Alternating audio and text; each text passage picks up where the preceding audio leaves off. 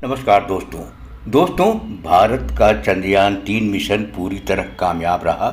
न केवल कामयाब रहा है बल्कि चंद्रयान के रोवर ने चांद की धरती से एक ऐसी चीज़ लाकर दुनिया को दी है जिसे देखकर वैज्ञानिक हैरान है, हैरत में है।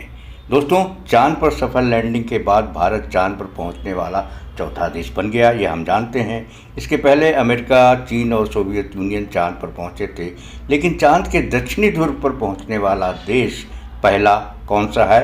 तो वह है हमारा भारत। 14 पृथ्वी दिनों में ही इसने एक महत्वपूर्ण मिशन को पूरा कर दिया और वहां से चांद से डेटा लेकर आया है। अब जब भारतीय अंतरिक्ष अनुसंधान संगठन यानी इसरो ने डेटा को दुनिया से साझा किया, दुनिया को बताया, चंद्रयान-3 के डेटा को दुनिया को बताया, तो दुनिया हैरान रह गई।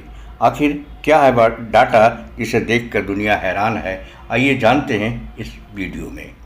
दोस्तों, चंद्रयान-3 के प्रज्ञान रोवर ने चांद से जुड़ी महत्वपूर्ण जानकारियां एकत्र की है और उसकी जानकारियां दी है।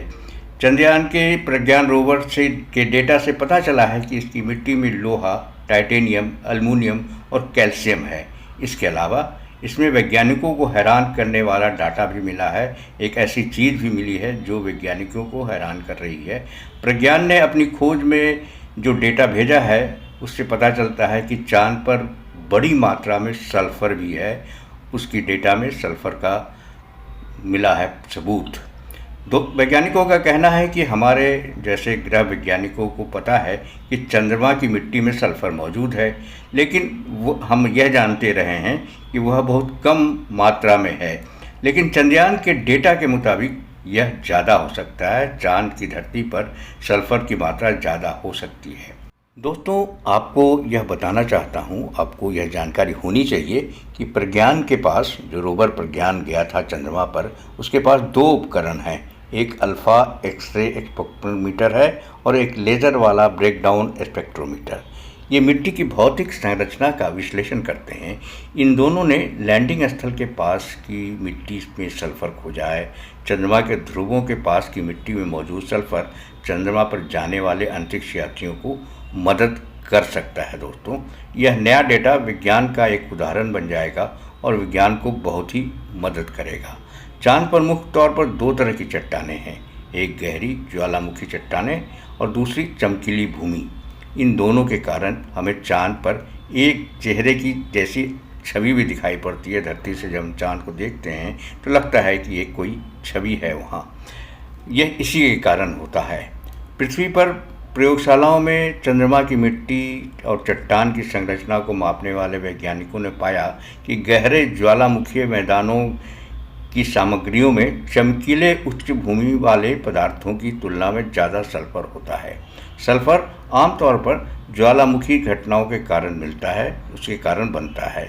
चंद्रमा की गहराई में मौजूद चट्टानों में सल्फ़र होता है या पक्का है, और जब ये चट्टानें पिघलती है तो सल्फ़र मैग्मा का हिस्सा बन जाता है। जब पिघली हुई चट्टान सतह के करीब आती है तो ज़्यादातर सल्फ़र गैस बनकर और कार्बन डाइऑक्साइड के साथ निकल जाता है। वैज्ञानिकों का कहना है कि लंबे समय में स्पेस एजेंसियां अंतरिक्ष पर बेस बनाना चाह रही हैं। लंबे समय से यह काम चल रहा है और यह मंसूबा बांध रही हैं स्पेस एजेंसियां कि वहाँ बेस बन जाए एक, लेकिन अभी तक बन नहीं पाया है। दोस्तों, अब सल्फ़र चूँकि मिल रहा है वहाँ चांद पर ज़्यादा मात्रा में, तो इस सल्फ़र का इस्तेमाल एक संसाधन के तौर पर सौर सेल मतलब सेल बनाने में और बैटरी बनाने में किया जा सकता है। सल्फ़र आधारित खाद का निर्माण भी किया जा सकता है। सल्फ़र आधारित कंक्रीट भी बनाया जा सकता है। सल्फ़र आधारित कंक्रीट के कई फ़ायदे हैं।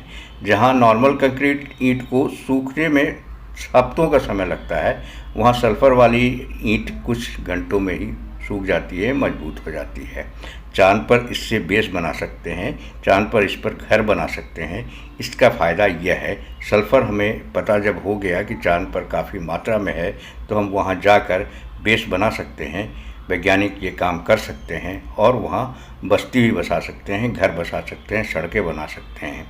साथ ही यह पानी भी बचाएगा। जी हाँ दोस्तों, इससे पानी की भी बचत होगी, क्योंकि सल्फ़र बेस कंक्रीट बनाने में पानी का इस्तेमाल नहीं होता। तो तो दोस्तों आपने देखा कि चंद्रयान-3 के एक डेटा से दुनिया को कितना बड़ा लाभ होने जा रहा है। दुनिया जो चाँद पर आज तक मानव बेस बनाने के लिए तरस रही थी, मानवों की कॉलोनी बनाने के लिए तरस रही थी, मानवों को बसाने के लिए तरस रही थी, चंद्रयान-3 के एक डेटा ने इसका रास्ता साफ कर दिया। दोस्तों वीडियो इंटरेस्टिंग लगा हो तो गुजारिश है कि इस चैनल से जुड़े रहिए, सब्सक्राइब कर लीजिए।